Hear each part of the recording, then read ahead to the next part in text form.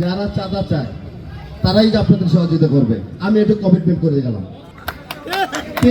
এখন তো তালি কেউ জানে না।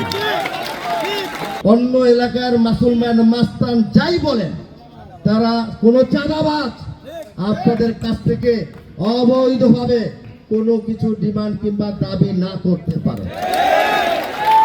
কি এর চেয়ে ভালো কি আর দিব বলেন আপনারা?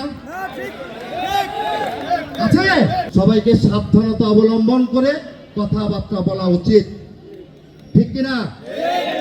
আমার ভাইয়েরা, এই যে হকার ভাইয়েরা কষ্ট করে সারাদিন, এটা আমরা জানি।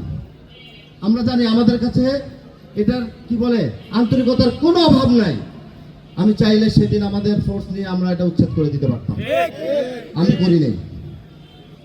আমি চেয়েছি তারা, যেহেতু এটা আমার জুরিডিকশনে পড়েছে, আমার এলাকা, আমার জন্ম এখানে, আমি চাই আমার এই গরিব ভাই বোনরা একটু ভালোভাবে ব্যবসা বাণিজ্য করুক, একদম টেনশন মুক্ত ছাড়া।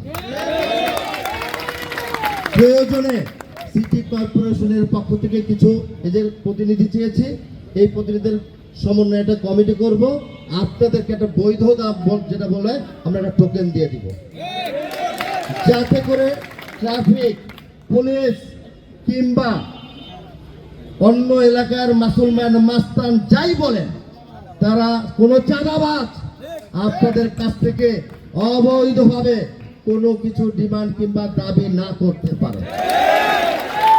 কি এর চেয়ে ভালো কি আর দিব বলেন আপনারা?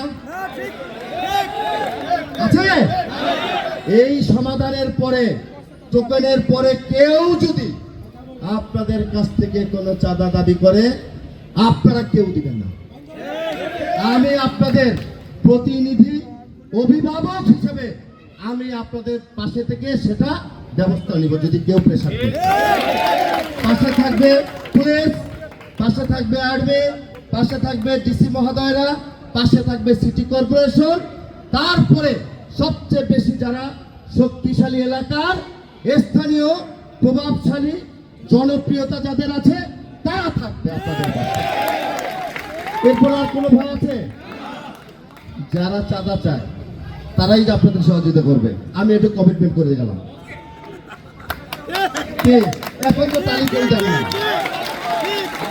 এখন আর তালি যায় না কেউ। সময় কথা বলেছে, ওইটাও তালি দিচ্ছেন আপনারা, আবার ওইটার উল্টার বক্তব্য রাখছে, ওইটাও তালি দেন।